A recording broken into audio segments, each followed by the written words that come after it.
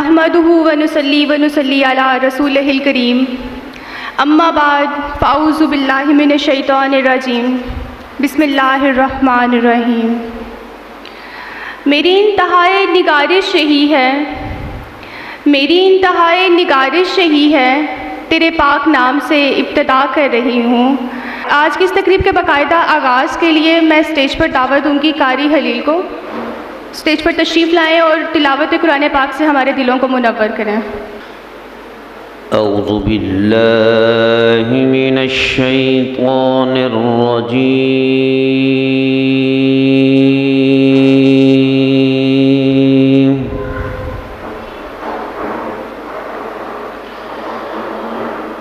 بسم اللہ الرحمن الرحیم۔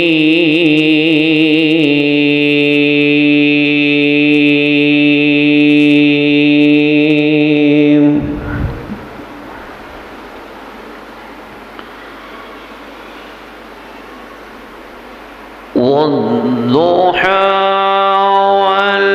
والليل إذا سجى ما ودعك ربك وما قلى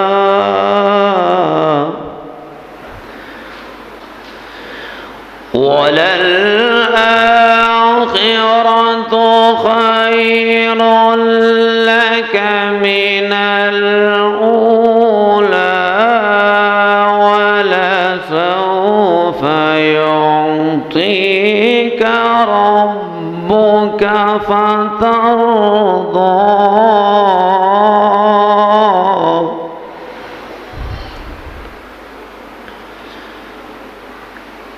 ألم يجدك يتيما فآوى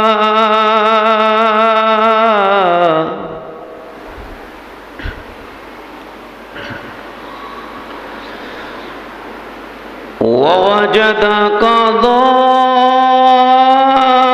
ضالا فهدى ووجدك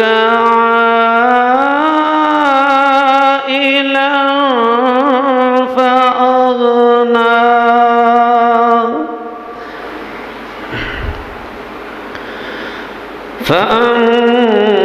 فأما اليتيم فلا تقهر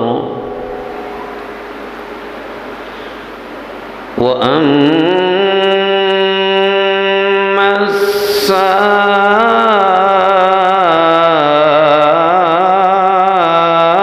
السائل فلا تنهر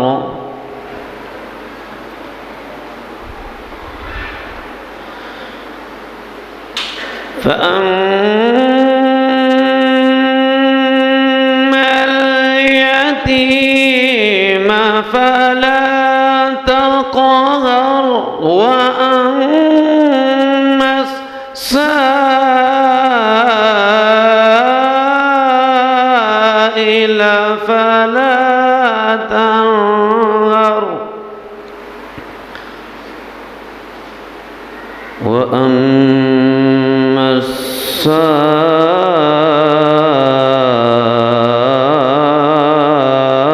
السائل فلا تنهر وأما بنعمة ربك فحدث۔ صدق اللہ العظیم۔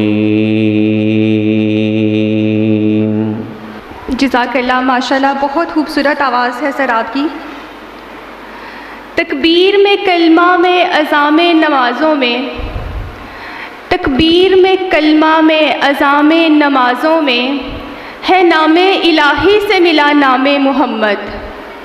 اللہ رفعت کے سر عرش خدا نے ہے نام کے ساتھ اپنے لکھا نام محمد۔ نعت رسول مقبول کے خوبصورت پھول نچھاور کرنے کے لیے اسٹیج پر تشریف لا رہے ہیں سر علی۔ بزم کونین سجانے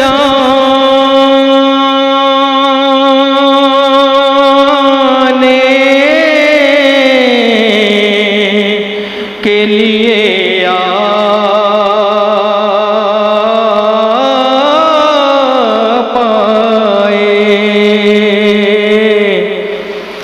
شمع توحید جلانے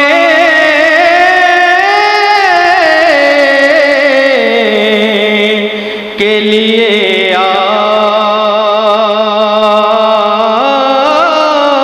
پائے اور ایک پیغام جو ہر دل میں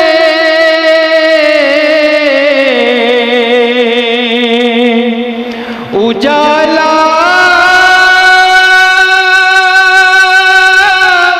کر دے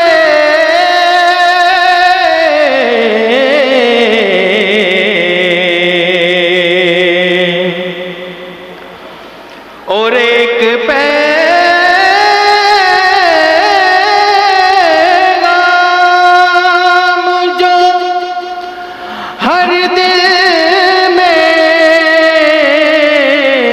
اجالا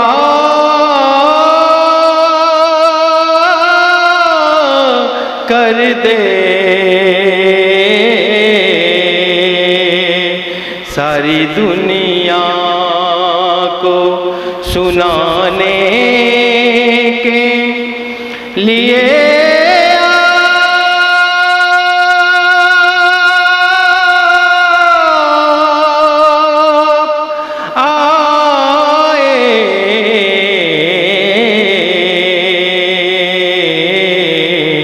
ساری دنیا کو سنانے کے لیے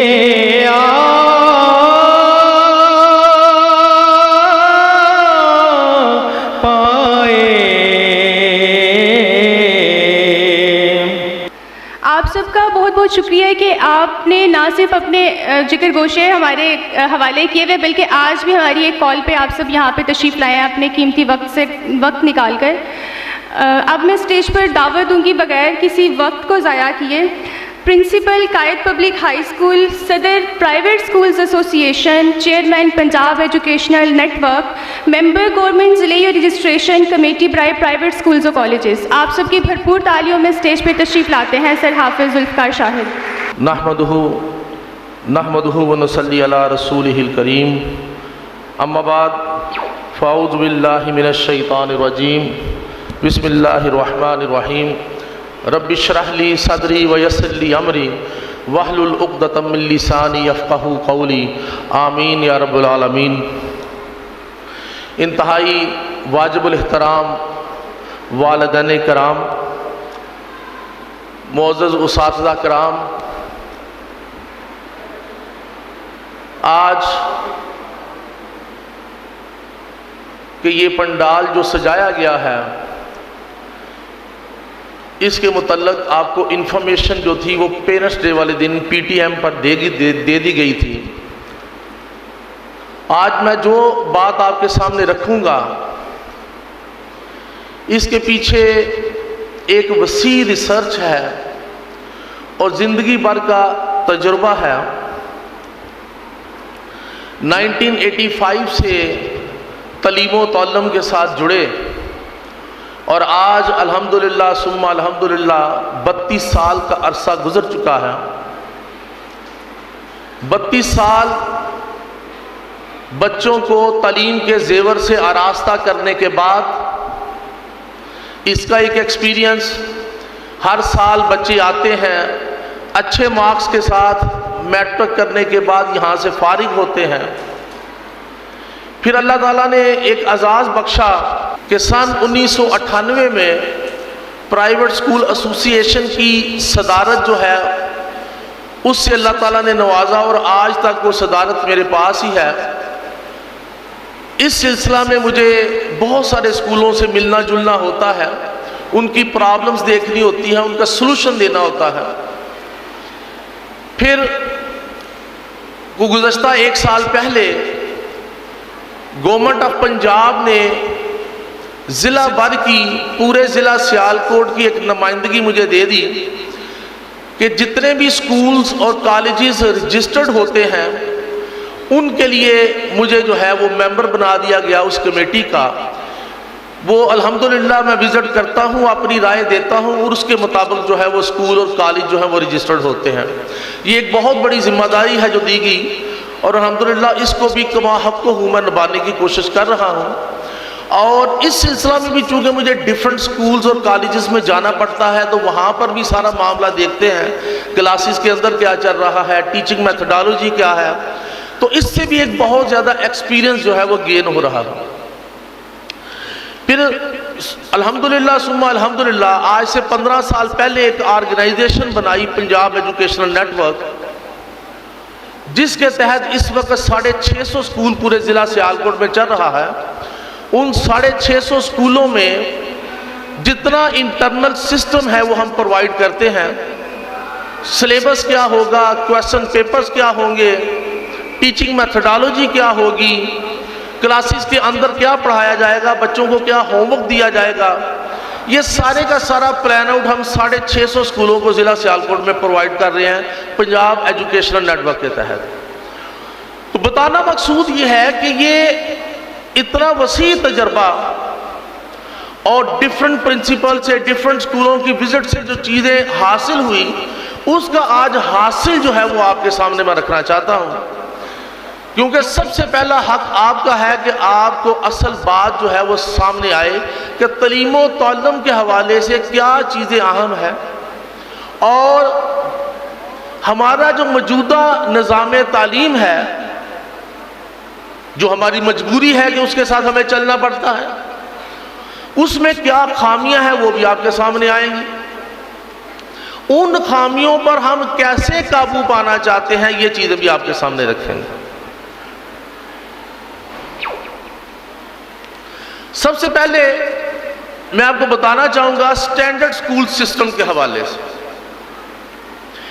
اس وقت جو ہمارا پورے پاکستان کا نظام چل رہا ہے اس کو ہم کہتے ہیں سٹینڈرڈ سکول سسٹم۔ اس میں ٹائمنگ جو ہے وہ ہاف ڈے ہوتی ہے، یعنی بچے عموماً 7:30 بجے آتے ہیں، 1:30 بجے چھٹی ہو جاتی ہے، 5 ساڑھے 5 گھنٹے کا، بعض پرائیویٹ سکولوں میں 4 گھنٹے کا بھی، 4.5 گھنٹے کا سکول بھی چلتا ہے، یعنی 4 گھنٹے سے لے کر 5.5 گھنٹے تک کا یہ سکول ہے، اور گورنمنٹ نے بھی یہی اپروو کیا ہوا ہے۔ ان کے گورنمنٹ سکول جو ہیں وہ بھی اتنی ہی دیر کے لیے 5.5 گھنٹے کے لیے چلتے ہیں۔ اس سسٹم میں جو کہ ایک عرصہ دراز سے جب سے پاکستان بنا ہے یہی سسٹم جو ہے وہ رائج ہے۔ اس سسٹم کی باقی خوبیاں اور خامیاں اپنی جگہ پر، لیکن آج ہم نے جس موضوع کے حوالے سے بات کرنی ہے صرف اس کو جو ہے وہ سامنے رکھیں گے۔ اس سسٹم کی جو سب سے بڑی خامی ہے پرائیویٹ سکولوں کے حوالے سے وہ بیسیکلی یہ ہے کہ یہ اس میں بچوں کو بہت بھاری بھرکم بیگ اٹھانا پڑتا ہے۔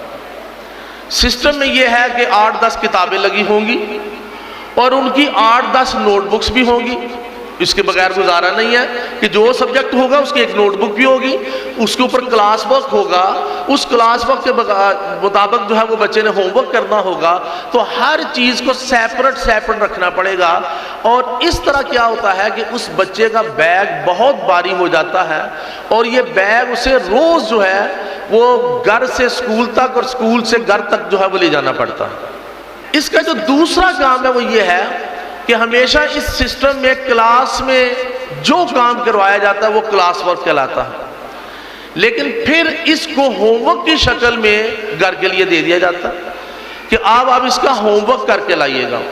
یہ ٹیچر نے 4 کویسچن سمجھا دیے میتھ کے، اب بقیہ 15 کویسچن آپ نے گھر سے کر کے لانے ہیں۔ اس سسٹم میں جو پرابلم آتی ہے اس معاملے میں کہ گھر میں کوچنگ کرنے والا ٹیچر کو اور ہوتا ہے اور اسکول میں کوچنگ کرنے والا ٹیچر کو اور ہوتا ہے، اور میتھ کے کویسچن یا کوئی اور چیز ہے اس کو 2 3 4 رنگوں میں جو ہے وہ پڑھایا جا سکتا ہے، لکھا جا سکتا ہے، سمجھایا جا سکتا ہے۔ تو ہمیشہ یہ کنٹراڈکشن رہتی ہے کہ کلاس میں کسی اور میتھڈ سے کام کروایا گیا ہے اور ٹیوشن ٹیچر جو ہے وہ کسی اور میتھڈ سے کام کروا رہی ہے۔ تو یہ کنٹراڈکشن رہتی ہے، یہ ہم سارا دن بیٹھ کے یہ مسائل سنتے ہیں، پھر کوآرڈینیشن کرواتے ہیں ٹیچر کی اور ٹیوشن ٹیچر کی، اور اس طرح مسائل کو حل کیا جاتا ہے۔ اور اب اس کو جو ہے نا وہ صرف گھر میں کھانا کھانا نصیب ہوتا ہے، اور اس کے بعد اس کو کہا جاتا ہے کہ اب آپ نے ٹیوشن پڑھنی ہے، لہذا ٹیوشن کے لیے چلو۔ ایک نئی تیاری کے ساتھ وہ بچہ ٹیوشن کے لیے چلا جاتا ہے، پھر وہ جانے کا ٹائم، پھر ٹیوشن سے واپس آنے کا ٹائم، تو اس بچے کی ٹوٹل سوشل لائف جو ہے وہ ڈسٹرب ہو جاتی ہے۔ یعنی وہ جو سوشل لائف تھی، جو اس نے گھر جا کر بہن بھائیوں کے ساتھ وقت گزارنا تھا، محلے میں کھیلنا تھا، ٹھیک ہے، وہ جو اس کی کریٹیوٹی ایکٹیویٹیز تھی وہ ساری کی ساری جو ہے وہ ختم کر دی جاتی ہیں، اور وہیں جو اسکول کا نصاب پڑھ کے آئے ہو، چونکہ امتحان میں اچھے مارکس لینے ہیں اس لیے اس نصاب کی تیاری کرو کسی ٹیوٹر کے پاس بیٹھ کر۔ تو وہ اب جب ٹیوٹر سے فارغ ہوتا ہے تو رات پڑ چکی ہوتی ہے، تو اس کی سوشل لائف کوئی نہیں۔ یہی وجہ ہے کہ بچہ پڑھائی سے بھی بھاگتا ہے، کبھی وہ اسکول نہ آنے کی ضد کرے گا، کبھی وہ ٹیوشن پر نہ جانے کی ضد کرے گا۔ یہ معاملات رہتے ہیں، چاہے جائے کہ بچہ جو ہے وہ بڑا میچور ہو جائے۔ ٹیوشن کی بات میں کر بیٹھا کہ اس سسٹم میں ٹیوشن جو ہے وہ بھی پڑھائی جاتی ہیں۔ یہ ہے ہمارا سٹینڈرڈ سکول سسٹم، جس میں کیا ہے، باری برکم بیگ اٹھانے پڑیں گے، بہت زیادہ کتابیں پڑھنی پڑیں گی، ہوم ورک ملے گا وہ بھی کر کے آنا پڑے گا، اور ٹیوشن بھی اس کے لیے پڑھنی پڑے گی۔ اگر پیرنٹس پڑھے ہوئے نہیں ہیں یا وقت نہیں دے سکتے، پڑھے ہوئے ہیں لیکن ٹائم نہیں دے سکتے، اور یا پڑھے ہوئے نہیں ہیں تو وہ کسی کے پاس بھیجنا پڑے گا پڑھنے کے لیے، اور بچے کی سوشل لائف نہ ہونے کے برابر ہوگی، بچہ چڑچڑا ہوگا، ٹھیک ہے نا۔ تو یہ معاملات ہمارے سٹینڈرڈ سسٹم میں موجود ہیں، یہ کوئی ہمارے اسکول میں نہیں، پورے پاکستان میں ایسا ہی ہے۔ اب ایک دوسرا سسٹم ہے جس کو ہم کہیں گے ایکسیلنٹ سکول سسٹم۔ اس میں کیا ہوگا کہ بچہ ایک ہی دفعہ سکول کے لیے تیار ہو کر آئے گا، اور بچہ ایک ہی دفعہ جو ہے وہاں سے فارغ ہو کر گھر جائے گا، اس کو ایکسٹرا ٹیوشن پڑھنے کی قطعاً کسی قسم کی کوئی ضرورت نہیں ہوگی۔ اس کے سیلنٹ فیچرز میں آپ کے سامنے رکھتا ہوں۔ وہ ٹائمنگ تھی 7:30 سے 1:30، یعنی تقریباً 5 گھنٹے کا ٹائم۔ یہ ٹائمنگ ہے 7:30 سے 4:30، جسے آپ کہیں گے full day school, whole day school. یہ بھی پاکستان میں چند اداروں میں چل رہا ہے معاملہ، اور کامیابی سے چل رہا ہے۔ اس کے سیلنٹ فیچرز کیا ہیں وہ میں آپ کے سامنے رکھتا ہوں۔ اس میں کیا ہوگا کہ بچے کو بیگ کیری کرنے کی ضرورت نہیں ہوگی، بیگ سکول میں ہی رہے گا، بچہ خالی ہاتھ سکول میں آئے گا اور خالی ہاتھ ہی واپس جائے گا۔ وہ جو کتابیں گم ہونے کا کانسیپٹ، کاپی گم ہو گئی ہے، فلاں کام ہو گیا، وہ ساری چیزیں فنش۔ اس میں کلہم بیگ کو سنبھالنے کی ذمہ داری سکول انتظامیہ کی ہوگی۔ اگر کوئی چیز مس پلیس ہوتی ہے تو انتظامیہ وہ چیز جو ہے وہ ارینج کرے گا۔ بچے کی یا پیرنٹس کی ان کتابوں کاپیوں کو سنبھالنے کی قطعاً کوئی ذمہ داری نہیں ہوگی، وہ رہیں گے اسکول میں، ان کی کلاس میں۔ تو ایک تو سب سے بڑا جو المیہ تھا بچے کے لیے وہ ختم ہوا کہ اس کو بیگز کیری نہیں کرنے پڑیں گے، بیگز جو ہے وہ اسکول میں ہی رہیں گے۔ نمبر 2، اس سسٹم میں کوئی ہوم ورک نہیں ہوگا، اس سسٹم میں کوئی ہوم ورک نہیں ہوگا۔ بچے نے 4:30 بجے چھٹی کی، اب اس کی گھر میں جو ہے وہ سوشل لائف ہے، اینڈ نتھنگ ایلس۔ بہن بھائیوں کے ساتھ، والدین کے ساتھ ٹائم پاس کریں، ٹھیک ہے، اور اپنی سوشل لائف کو انجوائے کریں، جس سے شخصیت بنتی ہے، جس سے کانفیڈنس بلٹ اپ ہوتا ہے، جس سے بچے کو زمانے کی اقدار کا پتہ چلتا ہے، معاشرے میں کیا صحیح ہے کیا غلط اس کا پتہ چلتا ہے، اور معاشرے میں کس طرح اپنی زندگی بسر کرنی ہے ٹھیک ہے، یہ ساری چیزیں اس کے سامنے آتی ہیں سوشل لائف میں، جو بچے کی کریکٹر بلڈنگ کے لیے انتہائی لازم و ملزوم ہے۔ اس سسٹم میں کوئی ٹیوشن نہیں ہوگی، یعنی یہ فل ڈے اسکول میں قطعاً کسی قسم کی ٹیوشن کی ضرورت نہیں ہے کہ بچہ 4:30 بجے فارغ ہو کے گھر پہنچا ہے، اب آگے جا کے اس نے ٹیوشن بھی پڑھنی ہوگی۔ اس کی قطعاً کسی قسم کی کوئی ضرورت نہیں، ٹیوشن کا لفظ ہی ختم ہو جائے گا۔ اور اس میں کیا ہوگا؟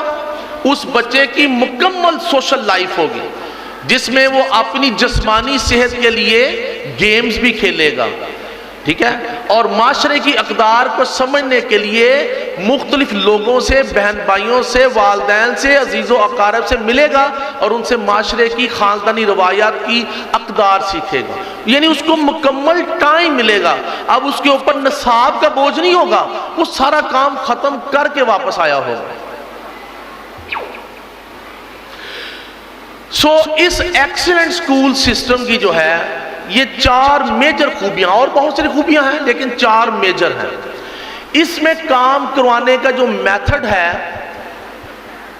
وہ انتہائی سہل ہے، سیدھا ہے، یعنی کلاس میں کام صرف کلاس ورک نہیں ہوگا، بلکہ کلاس میں آج جو لیسن پڑھایا گیا، انڈرسٹینڈ کروایا گیا، اس کا کلاس ورک کروایا گیا، وہی باقی ٹائم بچے کو وہاں پر دیا جائے گا کہ ٹیچر اپنی نگرانی میں ہی اس کو وہ لیسن یاد کروائے گی، یعنی لرننگ بائی ہارٹ، اور اپنی نگرانی میں ہی اس کے سپیلنگز اور لکھائی کا معاملہ کلیئر کر کے اس سے ٹیسٹ لے کر وہ چیپٹر کلوز کر دیا جائے گا۔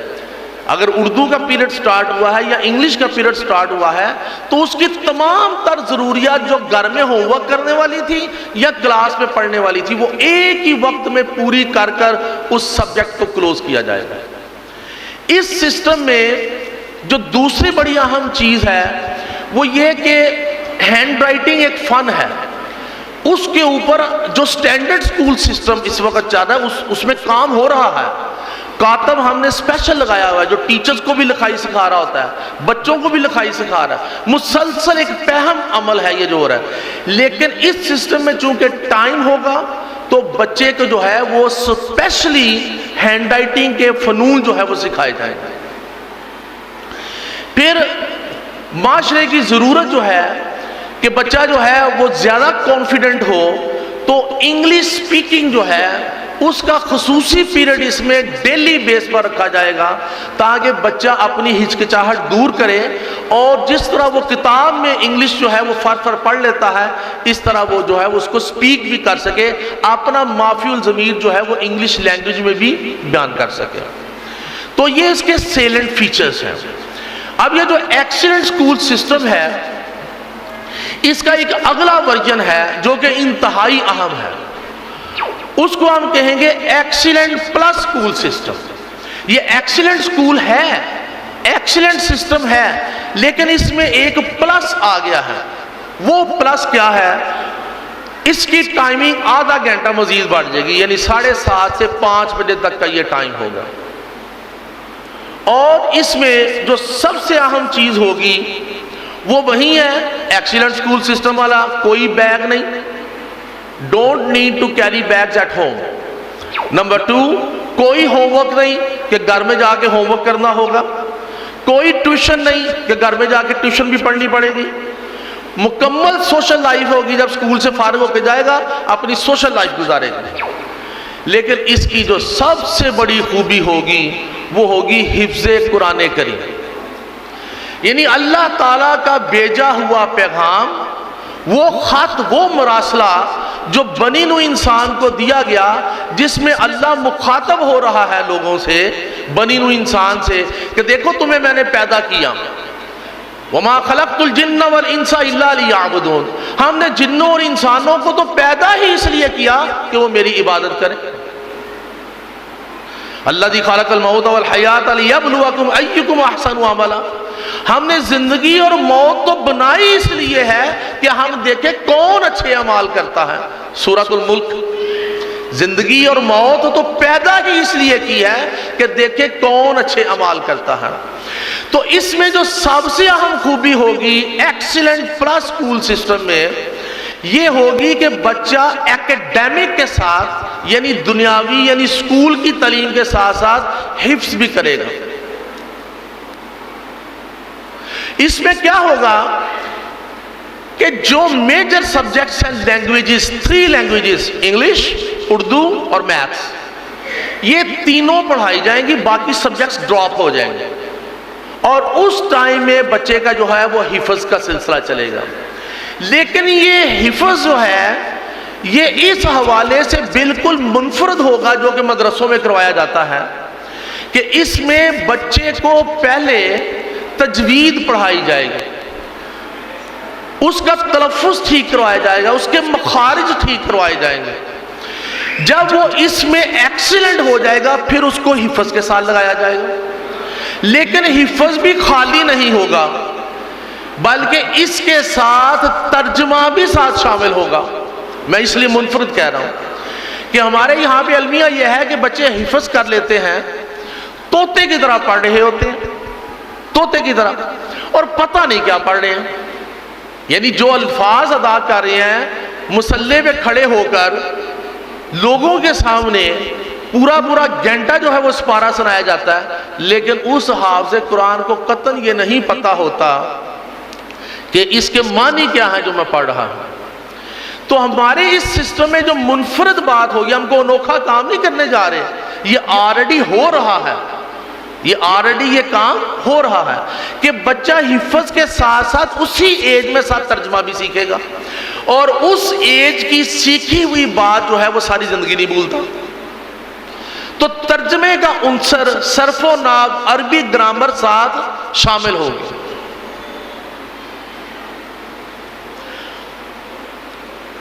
اب یہ جو حفظ قرآن کریم ہے، میں چاہوں گا کہ چونکہ ہم نے اس سسٹم پر زیادہ فوکس کیا ہے، آپ کو بتایا کہ ایک ایکسیلنٹ سکول سسٹم ہے جس میں حفظ نہیں ہے، اس میں صرف اور صرف وہی سکول کی ایجوکیشن ہے، لیکن کیا قباحتیں اس میں سے ختم ہو گئی؟ بیگز گھر لے کر نہیں جانے، ادھر ہی رہنے ہیں، کوئی ٹیوشن نہیں ہونی، کوئی ہوم ورک نہیں ہونا، بچہ جب گھر پہنچے گا تو فری پہنچے گا، سوشل لائف گزارے گا۔ لیکن اس سسٹم میں ہم بچے کو جو کچھ ضروری صورتیں اور مسنون دعائیں ہیں اور یا نماز پڑھنے کے تقاضے، زندگی گزارنے کے تقاضے، یہ اس سسٹم میں موجود ہوں گے، ایکسیلنٹ سکول سسٹم میں، لیکن پلس میں پورے کا پورا قرآن پاک جو ہے وہ حفظ کروایا جائے گا۔ اب یہ اس کے اوپر ہم کیوں اتنا فوکس کر رہے ہیں؟ جب میرے والدین نے فوکس کیا تھا تو ان کو بھی ان چیزوں کا پتا تھا کہ ہمارے لیے، والدین کے لیے کیا اجر ہوگا اگر ہمارا بیٹا جو ہے وہ حافظ ہو جاتا ہے، وہ قرآن پاک حفظ کر لیتا ہے۔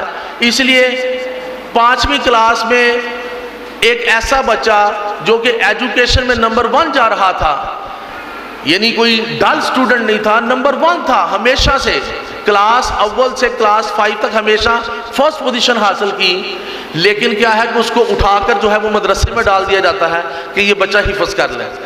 تو ان کے نزدیک وہ کیا چیز ہوگی، وہ ویژن میں آپ کے سامنے آج رکھنا چاہتا ہوں۔ دیکھیں، جب آپ عمرہ کرنے کے لیے جاتے ہیں یا حج کرنے کے لیے جاتے ہیں اور خانہ کعبہ کا طواف کر رہے ہوتے ہیں تو وہاں آپ پر کوئی بھی دعا مانگ سکتے ہیں، کوئی معانمت نہیں ہے، لیکن ایک دعا کمپلسری ہے، ایک دعا کمپلسری ہے آپ کے سامنے لکھی ہوئی، ربنا آتنا فی الدنیا حسنہ وفی الآخرۃ حسنہ وقنا عذاب النار۔ اے اللہ میری دنیا بھی احسن کر دے اور میری آخرت بھی احسن کر دے، اور مجھے قبر کے عذاب سے، جہنم کے عذاب سے بچا جا۔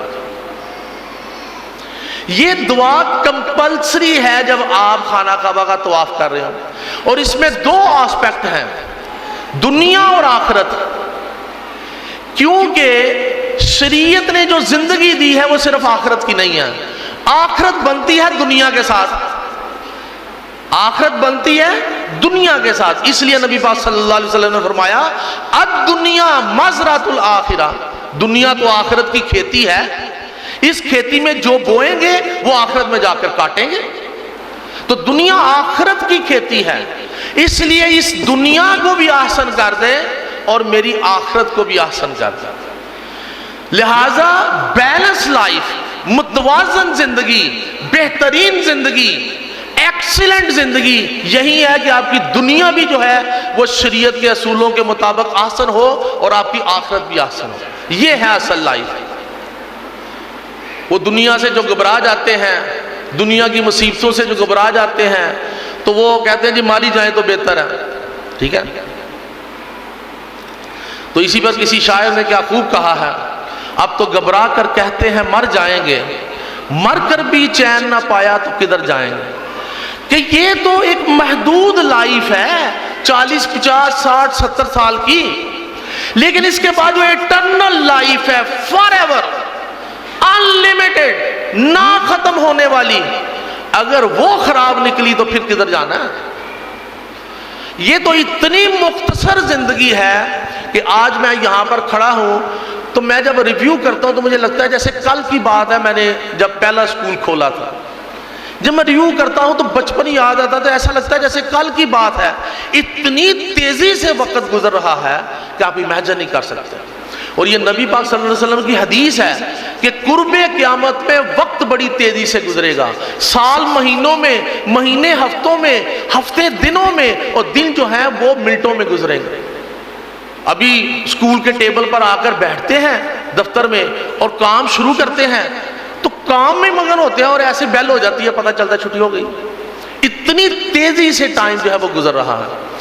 تو اسی چیز کو جو ہے وہ آخرت میں اللہ تعالیٰ نے کوڈ کیا ہے کہ جب وہاں پر پوچھا جائے گا، بندوں کو اٹھایا جائے گا اور پوچھا جائے گا بتاؤ دنیا میں کتنی زندگی بسر کی، تو وہ کہیں گے، ایک کہے گا کہ شاید ایک دن، اور ایک کہے گا کہ نہیں ایک دن کا کچھ حصہ۔ یعنی وہاں پر جا کر یہ دنیا اتنی ہیچ ہو جائے گی اور اتنی مختصر نظر آئے گی کہ یہ پوری دنیا ایک دن یا ایک پل کے برابر جو ہے وہ نظر آئے گی۔ تو وقت بڑی تیزی سے گزر رہا ہے، اور یہی وہ وقت ہے جو ہمیں ملا ہے۔ الذی خلق الموت والحیات لیبلوکم ایکم احسن عملا، کہ زندگی اور موت اللہ تعالیٰ نے تخلیق اس لیے کی ہے کہ دیکھوں کون اچھے عمل کرتا ہے، پھر اس کو اچھے اعمال کا بدلہ دیا جائے۔ تو لہذا یہ دعا کمپلسری ہے۔ اس سے یہ ہمیں نظر آتا ہے کہ بیلنس لائف یہ ہے کہ آپ دنیا بھی آسان طریقے سے گزاریں، اور دنیا آسان طریقے سے گزارنے کے لیے ضروری ہوتا ہے کہ دنیا کے فنون و علوم اور ہنر جو ہیں وہ سیکھے جائیں، اور آخرت آسان کرنے کے لیے ضروری ہے کہ شریعت کا علم بھی سیکھا جائے اور اس کے اوپر عمل بھی کیا جائے۔ اب جو میں حافظ قرآن کی بات کر رہا ہوں، اس کی فضیلت کیا ہے میں آپ کے سامنے رکھ دیتا ہوں۔ سب سے پہلے دیکھیے، ارشاد باری تعالیٰ ہے اِنَّا نَحْنُ نَزَّلْنَا الذِّکْرَ وَإِنَّا لَهُ لَحَافِظُونَ، یعنی بے شک ہم نے قرآن پاک نازل کیا اور ہم ہی اس کی حفاظت کرنے والے ہیں۔ یہ قرآن پاک جو کہ اللہ کا آخری کلام ہے، آخری کتاب ہے، اس سے پہلے بہت ساری کتابیں نازل ہوئی، بہت سارے صحیفے نازل ہوئے، لیکن اس کی حفاظت کی ذمہ داری کس کو سونپی گئی؟ امت کو، اور انہوں نے اس میں تحریف کر دی، اس میں تبدیلی کر دی۔ لیکن جب اللہ نے اپنا آخری کلام اتارا تو اس کے متعلق کہا کہ اب اس کی حفاظت کی ذمہ داری میری ہے۔ لیکن اللہ تعالیٰ یہ ذمہ داریاں کن سے لیتا ہے؟ فرشتوں سے، انسانوں سے، کہ جب جبرائیل علیہ السلام جو ہے یہ اللہ کا پیغام لے کر وحی کی شکل میں نبی پاک صلی اللہ علیہ وسلم کی طرف جاتے تھے، تو آپ کے علم میں ہونا چاہیے کہ ان کے ارد گرد 70,000 فرشتے جو تھے اس پیغام کی نگرانی کرتے تھے، کہیں اس میں کوئی جن یا کوئی شیطان کوئی چیز شامل نہ کر دے۔ تو وہ فرشتوں کی نگرانی میں لوہے قلم سے نبی پاک صلی اللہ علیہ وسلم کے دل پر اترتا تھا۔ اب یہ سارا اتر گیا، اس کو نبی پاک صلی اللہ علیہ وسلم جو وحی اترتی تھی کاتب وحی مقرر کیے ہوئے تھے ان سے لکھوا بھی لیتے تھے۔ لیکن اللہ نے چونکہ یہ تا قیام قیامت اس کلام کو 100% درست رکھنا تھا کہ اس کی ایک زیر زبر میں بھی فرق نہ آئے، تو اس کے لیے اللہ نے کیا کیا؟ وَلَقَدْ يَسَّرْنَا الْقُرْآنَ لِلذِّكْرِ فَهَلْ مِن مُدَّكِرٍ، یعنی ہم نے اس کا ذکر، اس کو حفظ کرنا آسان کر دیا، تو کوئی ہے جو اس کا ذکر کرے یا حفظ کرے تاکہ اس کی مدد کی جائے۔ یعنی اللہ تعالیٰ نے اس کلام کو محفوظ کرنے کے لیے اس کو اتنا آسان کر دیا، جیسے حضرت ابن عباس رضی اللہ تعالیٰ عنہ سے ایک روایت نقل ہوتی ہے کہ اگر اللہ تعالیٰ قرآن کریم کو بنی آدم کی زبانوں پر آسان نہ فرماتے تو کوئی بھی اللہ کے کلام کو پڑھ نہ سکتا۔ یہ اللہ کی مشیت تھی کہ اس کو تا قیامت جو ہے محفوظ رکھنا ہے، تو اس کو اللہ نے ذکر کے لیے، حفظ کے لیے آسان کر دیا۔ اور پھر اس کا کیا معاملہ ہوا کہ تاریخ میں اگر آپ دیکھیں کہ ایک موقع ایسا بھی آیا کہ یہودیوں نے اس میں تحریف کرنے کے لیے وسیع پیمانے پر قرآن پاک چھپوا کر پوری دنیا میں عام کر دیا، لیکن اس میں انہوں نے وہ تمام آیات جو یہودیوں کی تکذیب کے لیے تھی، یہودیوں کی سیاہکاریوں کے متعلق تھی، انہوں نے وہ درمیان میں سے حذف کر دی، ختم کر دی۔ اس غلطی کو کس نے پکڑا؟ حفاظ کرام نے، جن کے سینوں میں قرآن جو تھا وہ محفوظ تھا، اور یہ غلطی پکڑی گئی، اور وہ قرآن پاک جو انہوں نے چھاپے تھے جس میں سے وہ آیات مخفی کر دی گئی تھی، ان کو جو ہے وہ ضائع کیا گیا۔ تو یہ حفاظ قرآن تھے جنہوں نے اپنے سینوں میں یہ محفوظ رکھا ہوا ہے۔ اور زندہ مثال آپ کو دیتا چلوں روس کی، کہ جب وہاں پر مسلمان ریاستوں پر روس کا قبضہ ہوا تو انہوں نے قرآن کی تعلیم پر پابندی لگا دی، قرآن کی تعلیم پر پابندی لگا دی۔ اگر کہیں سے قرآن کا ایک ورق بھی مل جاتا تو اس گھر کے لوگوں کو پھانسی دے دی جاتی، لہذا قرآن کتابی طور پر وہاں سے ختم ہو گیا۔ لیکن وہاں پر قرآن کیسے محفوظ رہا؟ وہ حفاظ قرآن، حفاظ کرام جو تھے ان کے سینوں میں۔ اور ان سٹیٹس میں یہ معاملہ تھا کہ گھر کا ہر فرد حافظ تھا، کیونکہ قرآن تو تھا ہی نہیں جس کو دیکھ کے پڑھتے، لہذا سینہ بسینہ چلتا تھا۔ پڑھنا نہیں آتا لیکن وہ سنانا آتا ہے۔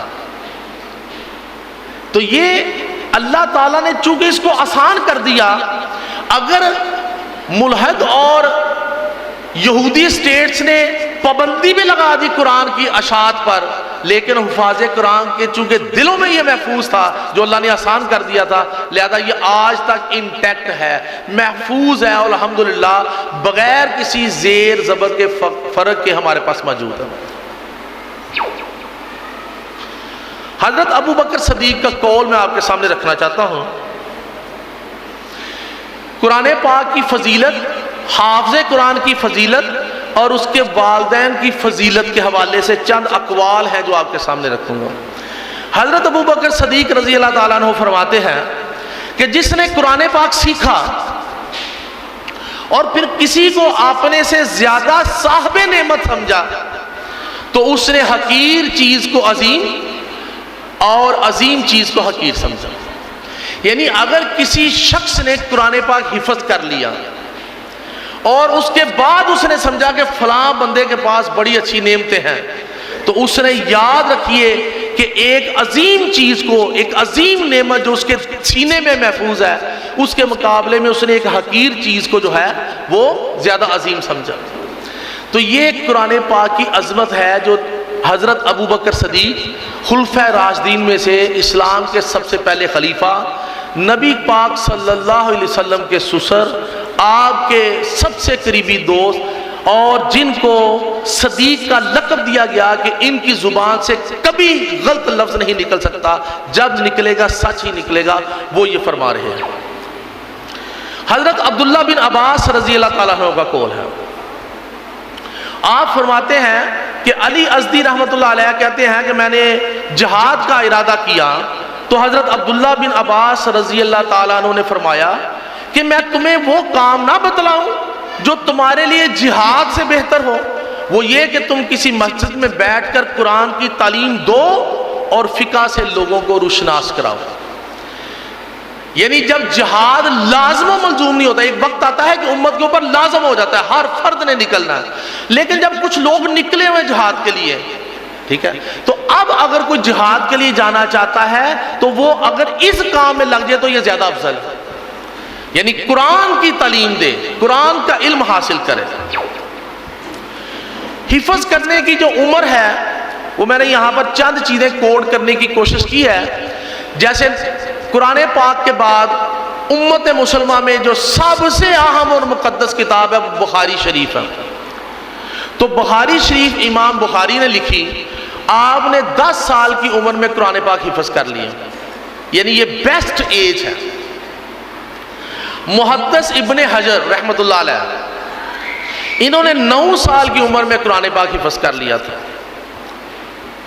ابو المیمن کندی رحمۃ اللہ علیہ نے 10 سال کی عمر میں قرآن پاک حفظ کر، یہ میں نے وہ نام لیے ہیں جو کہ تاریخ میں احادیث لکھنے میں بڑے اہم ہیں۔ اب آپ سن لیجئے نبی پاک صلی اللہ علیہ وسلم کا قول جو صادق ہیں اور امین ہیں۔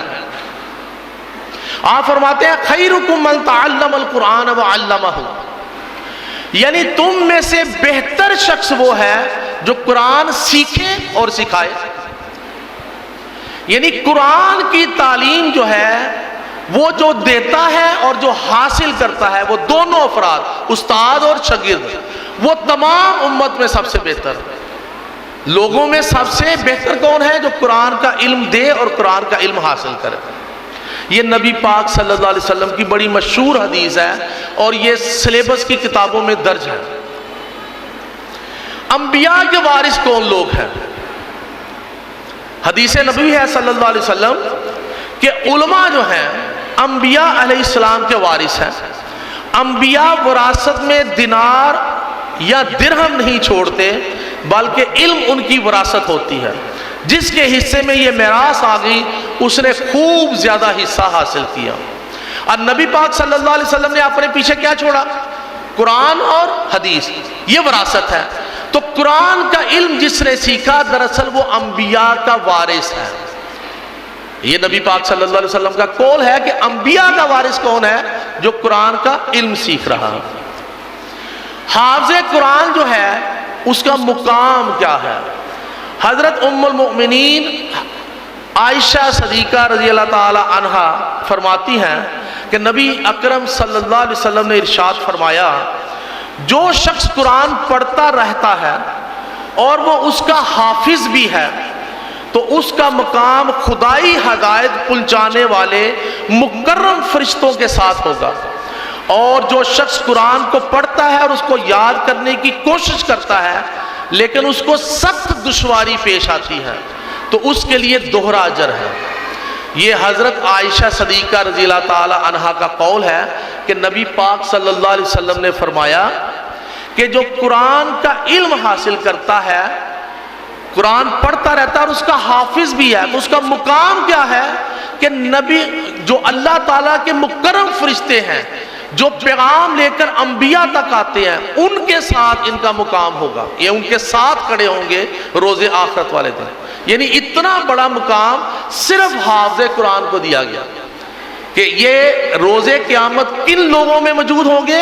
ان فرشتوں کے جرمن میں موجود ہوں گے جو کہ پیغام لے کر، پیغام رسانی کا کام، اللہ کا پیغام لے کر بنی نوع انسان تک، انبیاء تک، رسولوں تک آتے تھے۔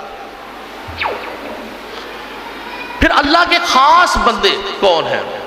حضرت انس بن مالک رضی اللہ تعالیٰ عنہ سے روایت ہے، میں نے نیچے حوالے دیے ہوئے ہیں، یہ ابن ماجہ کی حدیث ہے کہ رسول صلی اللہ علیہ وسلم نے ارشاد فرمایا کہ لوگوں میں اللہ تعالیٰ کے کچھ خاص بندے ہیں۔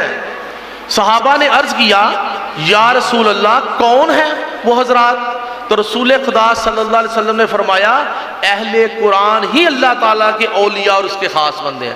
اہل قرآن یعنی قرآن کے حافظ جن کے دل میں قرآن موجود ہے، اہل قرآن ہے، وہی اللہ کے خاص بندے ہیں۔ باقی بندوں کو جو ہے وہ بھی اللہ کے ہی بندے ہیں لیکن ان میں خاص بندے جو حافظ قرآن ہیں۔ پھر دیکھیں اسلام میں حسد کرنا، رشک کرنا جو ہے وہ حرام ہے، لیکن حافظ قرآن پر رشک کرنے کا بیان جو ہے آپ کے سامنے آتا ہے کہ حضرت عبداللہ بن عمرو بن عاص سے روایت ہے کہ آن حضرت صلی اللہ علیہ وسلم نے ارشاد فرمایا کہ رشک صرف دو باتوں اور خصلتوں میں ہے.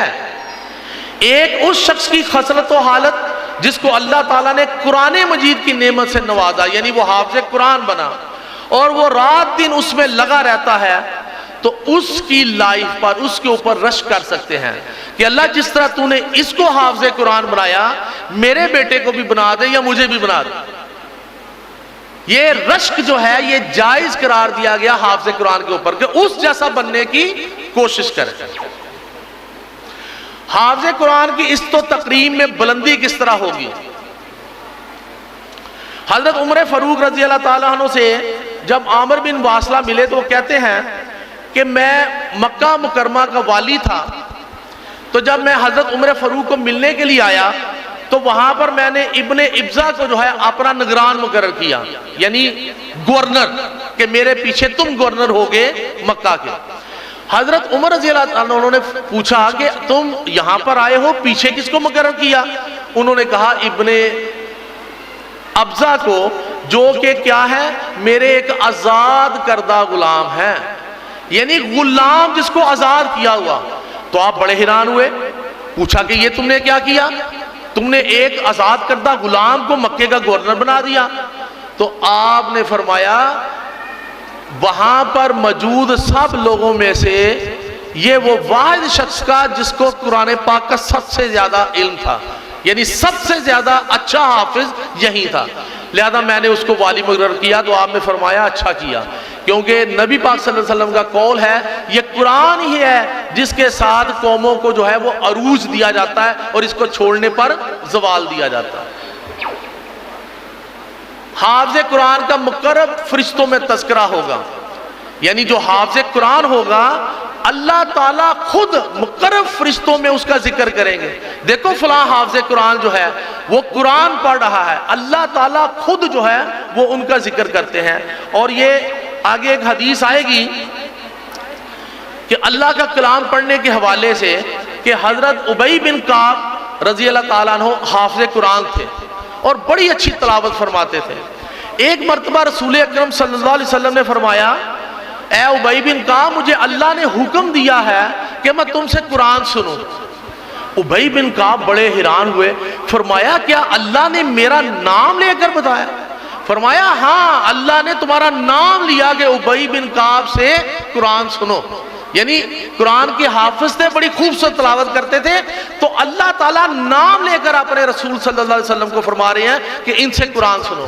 اور یہ بات سن کر کہتے ہیں کہ ابی بن کعب جو ہے وہ زارو قطار ہونے لگے کہ یعنی اللہ کے ہاں میرا ذکر ہو رہا ہے، اللہ خود کہہ رہا ہے کہ ابی بن کعب سے یہ حافظ قرآن ہے، ان سے قرآن سنو. حافظ قرآن کو بن مانگے ہر چیز عطا کر دی جاتی ہے. یہ نبی پاک صلی اللہ علیہ وسلم کی حدیث ہے کہ اگر کوئی حافظ قرآن ہے اور وہ دن رات اس کو حفظ کرنے میں، یاد کرنے میں لگا ہوا ہے اور اس کو اتنا وقت نہیں ملتا کہ وہ دعا مانگ سکے کہ اللہ مجھے یہ بھی عطا کر، اللہ مجھے یہ بھی عطا کر، تو وہ حدیث ہے کہ اللہ تعالیٰ اس کو بن مانگے ہی سب کچھ عطا کر دیتے ہیں، کہ جس کی اسے فرصت ہی نہیں ہے مانگنے کی، اس کے شعور میں نہیں ہے کہ یہ چیز بھی مجھے مانگنی چاہیے، اللہ تعالیٰ اس کو عطا کر دیتے ہیں. پھر دنیاوی معاملے سے بتاتا چلوں کہ حافظ قرآن کا حافظہ جو ہے وہ آٹومیٹیکلی بڑھ جاتا ہے، یہ اللہ کی خاص نعمت ہے. حضرت علی کرم اللہ وجہہ سے مروی ہے کہ 3 چیزوں سے حافظہ بڑھتا ہے، ایک مسواک کرنے سے، دوسرا روزہ رکھنے سے، اور تیسرا قرآن پاک کی تلاوت سے. اگر حافظ قرآن پاک کی تلاوت کرتا رہتا ہے تو اس سے جو ہے وہ حافظہ بڑھ جاتا ہے. اور یہ تو ہمارے مشاہدے کی بات ہے کہ جن بچوں کا حافظہ کند ہوتا ہے حفظ کرنے سے ان کا حافظہ تیز ہو جاتا ہے، یہ اللہ کی خاص نعمت ہے. پھر ایک حدیث میں حافظ قرآن کو ایک ایسے پھل سے تشبیہ دی گئی ہے جو دیکھنے میں بڑا خوبصورت اور کھانے میں بھی بڑا خوبصورت. یعنی کچھ پھل ایسے ہوتے ہیں جو دیکھنے میں بڑے خوبصورت ہوتے ہیں لیکن کھانے میں ترش ہوتے ہیں. کچھ پھل ایسے ہیں جو دیکھنے میں اچھے نہیں لگتے جیسے کھجور ہے لیکن کھانے میں جو ہے وہ بڑی مزیدار ہے. لیکن حافظ قرآن کی مثال ایسے پھل کے مانند ہے جو دیکھنے میں بھی خوبصورت اور کھانے میں بھی جو ہے انتہائی مٹھاس والا. یہ حدیث میں یہ تشبیہ بیان کی گئی ہے. حافظ قرآن کی سپہ سلاری. یہ دیکھیں میں بتا رہا ہوں کہ حافظ قرآن کو اللہ تعالیٰ نے کیا کیا فضیلت عطا کی ہے کہ نبی پاک صلی اللہ علیہ وسلم ایک دفعہ ایک جتھا بھیجنے لگے سپاہیوں کا، تو پوچھا کہ سپہ سلار بنانا تھا، تم لوگوں میں سے کس کو زیادہ قرآن پاک حفظ ہے؟ اس سے پوچھا تو ایک صحابی نے فرمایا کہ مجھے سورہ بقرہ بھی زبانی یاد ہے، مجھے فلاں بھی زبانی یاد، یعنی وہ ان سارے سپاہیوں میں سے سب سے زیادہ قرآن پاک کا حافظ تھا. تو نبی پاک صلی اللہ علیہ وسلم نے اسے سپہ سلار بنا دیا. کس کی بیس پر؟ صرف قرآن پاک حفظ کرنے کی بنیاد پر.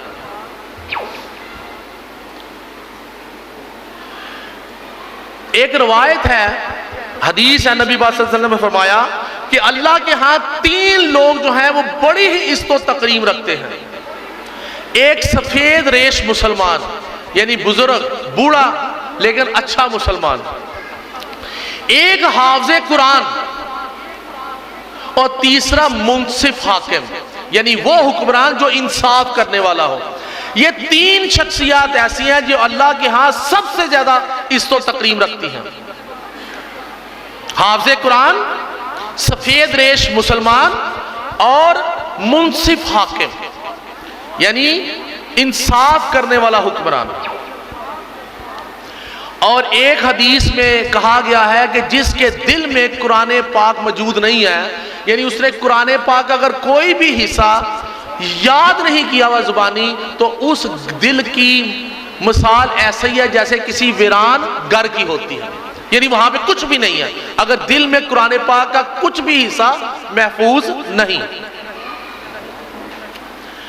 نوجوانی میں اگر قرآن پاک حفظ کیا جائے، جیسے بتایا 8 سال 10 سال 12 سال 14 سال کی عمر تک حفظ کر لینا، تو حضرت ابو ہریرہ رضی اللہ تعالیٰ سے روایت ہے کہ اگر اس عمر میں کوئی حفظ کرتا ہے تو اللہ تعالیٰ اس کے خون اور گوشت میں ہی قرآن کو پیوست کر دیتا ہے، یعنی اس کا اوڑھنا بچھونا اٹھنا بیٹھنا رہن سہن سارا قرآن کے مطابق ہو جاتا ہے. اب یہ بڑی اہم حدیث ہے، یہ ان والدین کے لیے بڑی اہم ہے کہ حافظ قرآن کی شفاعت سے اس کے 10 رشتہ دار جن کے اوپر جہنم واجب ہو چکی ہوگی، اس کی شفاعت پر ان کو بخش دیا جائے گا. روز قیامت ہوگی، حساب کتاب ہو چکا ہوگا، اور جو 10 رشتہ دار حافظ قرآن کے ہوں گے جن کے اوپر جہنم واجب ہو چکی ہے کہ انہوں نے جہنم میں جانا ہے، لیکن حافظ قرآن کو موقع دیا جائے گا کہ شفاعت کرو کس کی کرنی ہے، اس کو حکم ہوگا تو وہ اپنے 10 رشتہ داروں کی شفاعت کرے گا کہ اللہ اس کو بھی بخش دے، اے اللہ اس کو بھی بخش دے، یہ میرا والد ہے، یہ میری والدہ، انہوں نے بڑے ناز و نام سے مجھے پالا ہے، یہ میرا بھائی ہے، یہ میری جتنے عزیز اس کے رشتہ دار ہوں گے ان میں سے 10 کو وہ بخشوا دے گا. یہ کتنی بڑی بات ہے. اور ایک حدیث میں ہے کہ روز آخرت ہوگی، جگمٹا ہوگا لوگوں کا، پوری بنی نوع انسان اکٹھی ہوگی، ہر کوئی فکر میں لاحق ہوگا کہ کیا ہونا ہے. تو اللہ تعالیٰ جبرائیل علیہ السلام کو حکم فرمائیں گے کہ منادی کراؤ، ان میں جتنے حافظ قرآن ہیں ان کو نکال لاؤ. حضرت جبرائیل علیہ السلام 3 دفعہ اعلان کریں گے کہ ہے کوئی حافظ قرآن یہاں پر بیٹھا ہوا، تو 3 دفعہ اعلان کے بعد جو ہے وہ صف بندی ہو جائے گی، حافظ قرآن ایک سائڈ پر ہو جائیں گے اور اللہ تعالیٰ ان کو بخش دے گا. حافظ قرآن ہونے کی بنیاد پر، بعمل ہونے کی بنیاد پر ان کو بخش دیا جائے گا. پھر ان سے پوچھا جائے گا کہ اب آپ شفاعت کرو کن 10 رشتہ داروں کی کرنی ہے، پھر وہ اپنے 10 رشتہ داروں کو بخشوائیں گے. پھر ایک حدیث میں ہے کہ حافظ قرآن کے والدین کو، حافظ قرآن کو تاج پہنایا جائے گا، اس تاج کی روشنی جو ہے وہ سورج کی روشنی کو ماند کر دے گی، اور والدین کو ایسے خوبصورت کپڑے پہنائے جائیں گے کہ وہ پوچھ بیٹھیں گے فرشتوں سے کہ یہ ہمیں کس چیز کے کپڑے اتنے خوبصورت پہنائے جا رہے ہیں جن کی روشنی جو ہے وہ سورج کی روشنی کو ماند کر رہی ہے. تو فرمایا جائے گا کہ تمہاری اولاد میں سے فلاں حافظ قرآن ہے، اس کی وجہ سے تمہیں یہ عزت و تکریم ملی ہے.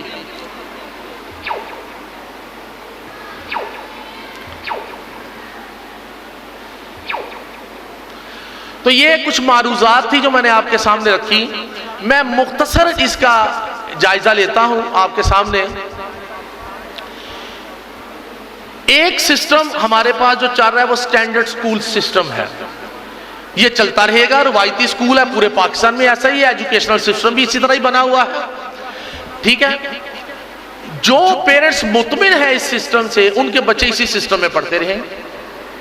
لیکن جو یہ چاہتے ہیں کہ ہم ذرا پرابلمز کا شکار ہیں، کہ بچوں کو ٹیوشن کی پرابلم ہوتی ہے، بچوں کو بیگز کیری کرنے کی پرابلم ہوتی ہے، بچے سارا دن پڑھائی میں لگے رہتے ہیں، سوشل لائف کوئی نہیں ہے، تو آپ اس کو جو ہے فل ڈے سکول سسٹم میں یعنی ایکسیلنٹ سکول سسٹم میں رکھ لیں، تو وہ بچے ایکسیلنٹ سکول سسٹم میں چلے جائیں گے اور ان کا ٹائم 4:30 بجے چھٹی کا ہوگا، کوئی بیگز نہیں، کوئی جو ہے وہ ٹیوشن نہیں، اور کسی قسم کا کوئی ہوم ورک نہیں، سکول ہی آئیں گے، سب کچھ یہاں بھی ختم کرنے کے بعد گھر جائیں گے۔ اس میں ایک پلس سسٹم ہوگا کہ جو یہ چاہیں گے کہ چلے سارا دن تو بچہ ہمارا یہاں پر موجود ہی ہے، آپ اس کو ساتھ حفظ بھی کروا دیں، تو وہ حفظ کے شعبے میں بھی آ جائے گا، تو اس کے ایکیڈیمک 3 سبجیکٹس ہوں گے اور باقی وہ حفظ کرے گا۔ بچے کو میٹرک کروا کے ہم ہی فارغ کروائیں گے، چاہے وہ سائنس سے کرے چاہے آرٹ سے کرے۔ ہمارا جو سسٹم ہے اس میں اس ایج کے بچے صرف لیے جا سکتے ہیں کلاس 3, 4, 5 اور 6، کیونکہ دس از دا بیسٹ ایج۔ بچے کا حافظہ بڑا سٹرونگ ہوتا ہے، لرننگ سپیڈ بہت زیادہ ہوتی ہے، اور ہماری تاریخ میں بھی یہ چیزیں موجود ہیں کہ لوگوں نے امت مسلمہ میں اگر اپنے بچوں کو حفظ کروایا تو اس کے لیے یہی ایج تھی۔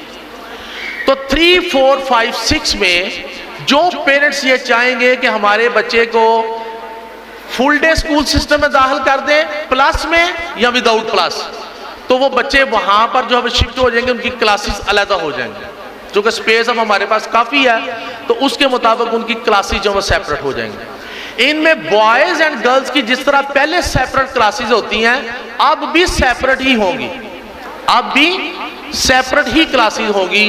تو یہ ساری چیزیں آپ کے سامنے رکھی۔ اب میں یہاں پر دعوت سخن دے رہا ہوں قاری خلیل صاحب کو کہ وہ تشریف لائیں اور مزید چیزوں کو ایلیبوریٹ کریں۔ نحمده ونصلي ونسلم على رسوله الكريم، اما بعد فاعوذ بالله من الشيطان الرجيم، بسم الله الرحمن الرحيم، وَلَنَبْلُوَنَّكُمْ بِشَيْءٍ مِّنَ الْخَوْفِ وَالْجُوعِ وَنَقْصٍ مِّنَ الْأَمْوَالِ وَالْأَنفُسِ وَالثَّمَرَاتِ وَبَشِّرِ الصَّابِرِينَ۔ صدق اللہ وصدق رسولہ۔ اللہم صلی علی سیدنا محمد وعلی آلہ واصحابہ وبارک وسلم۔ انتہائی واجب الاحترام حاضرات ذی شان و ذی مقام، مجھ سے قبل محترم جناب حافظ Zulfiqar Shah Sahib chairman Punjab educational network انتہائی پرمغز گفتگو فرما رہے تھے، تو آپ کی گفتگو کے بعد کسی قسم کے کسی تعارف کی ضرورت نہیں تھی، لیکن چونکہ آپ نے حکم فرمایا ہے چند منٹ میں بھی آپ کے سامنے حاضری پیش کرتا ہوں۔ سب سے پہلے تو حافظ صاحب کو ہم مبارکباد پیش کرتے ہیں اس سیشن کی جو انہوں نے شروع کیا ہے۔ اللہ رب العالمین جس طرح باقی معاملات میں حافظ صاحب کو عزت سے نوازتا ہے، اس معاملے میں بھی اللہ تعالی حافظ صاحب کو عزت اور برکت عطا فرمائے۔ میں نے آپ کے سامنے قرآن پاک میں سے ایک آیہ مبارکہ تلاوت کرنے کا شرف حاصل کیا ہے۔ یہ چند امتحانات ہیں، امتحانات۔ ایک امتحان وہ ہے جو بچے پڑھنے کے بعد دیتے ہیں، ہم لوگ وہ امتحان نہیں دیتے۔ جن امتحانات کا میں نے ذکر کیا ہے، ان امتحانات کے بارے میں اللہ رب العزت فرماتا ہے کہ میں تم سے امتحان لوں گا، ہر بندے سے امتحان لوں گا۔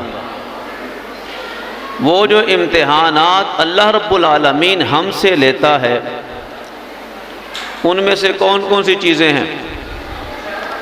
وہ فرماتا ہے کہ ایک یہ ہے، میں تمہیں خوف دے کے آزماتا ہوں، امتحان میں رکھوں گا، خوف دوں گا کسی شے کا، پھر دیکھوں گا کہ تم میری طرف رجوع کرتے ہو یا کسی اور کی طرف رجوع کرتے ہو۔ میں تمہیں بھوکا رکھ کے آزماؤں گا، بھوک دوں گا، غربت دوں گا، تیرا امتحان لوں گا۔ وَنَقْصٍ مِّنَ الْأَمْوَالِ، مالوں میں کمی کر کے امتحان لوں گا۔ وَالْأَنفُسِ، تمہیں بیمار کر کے آزماؤں گا۔ وَالثَّمَرَاتِ، اور تمہیں اولاد دے کر آزماؤں گا۔ اب اولاد دے کر کیسے آزماتا ہے؟ اس کی دو صورتیں ہیں، ایک تو اولاد دیتا ہے واپس لے لیتا ہے، اور دوسرا امتحان یہ ہے کہ اولاد دینے کے بعد وہ آزماتا ہے کہ تم ان کی پرورش کس طرح کرتے ہو۔ تو بہتر وہی ہے ہمارا وبشر الصابرین، جو ان باتوں میں صبر کرتا رہا اور اپنی اولاد کو اللہ تعالیٰ کی امانت سمجھ کر پالتا رہا اور اس کی تعلیم و تربیت کا اہتمام کرتا رہا، وہ اللہ کے گھر میں سرخرو ہوگا۔ حضرت ابو ذر رضی اللہ تعالی عنہ فرماتے ہیں کہ میں نے نبی پاک صلی اللہ علیہ وسلم سے گزارش کی، یا رسول اللہ مجھے کوئی نصیحت کریں۔ آقا علیہ السلام نے ارشاد فرمایا، اے ابو ذر تقوی کا اہتمام کرو، کیونکہ ہر کام کی جڑ تقوی ہے۔ میں نے عرض کی یا رسول اللہ کچھ اور بتائیے، تو آقا علیہ السلام نے ارشاد فرمایا کہ قرآن کی تلاوت کیا کرو، یہ قرآن تمہارے لیے دنیا میں نور ہے۔ اب جب بندہ قرآن کو حفظ کرتا ہے، تھوڑا کرتا ہے یا بہت زیادہ کرتا ہے، تو الفاظ تو سینے میں نہیں جاتے، لیکن الفاظ کا نور اس کے جسم میں داخل ہوتا ہے۔ جس کو آقا علیہ السلام نور فرما رہے ہیں، وہ الفاظ کا نور اس کے جسم میں داخل ہوتا ہے، جو اس کے سینے کو قرآن کے نور سے منور کر دیتا ہے، اور وہی نور ہے جس کی وجہ سے وہ دنیا میں بھی اور قبر میں بھی اور میدان محشر میں بھی گمراہی سے محفوظ رہتا ہے۔ یہ بہت بڑی سعادت ہے، اگر زندگی میں مل جائے تو ہمیں چاہیے کہ اس کا اہتمام کریں۔ اللہ رب العالمین سے دعا ہے کہ اللہ تعالی ہمیں اپنے بچوں کو اللہ کی امانت سمجھ کر اس کے احکامات سکھانے کی توفیق عطا فرمائے۔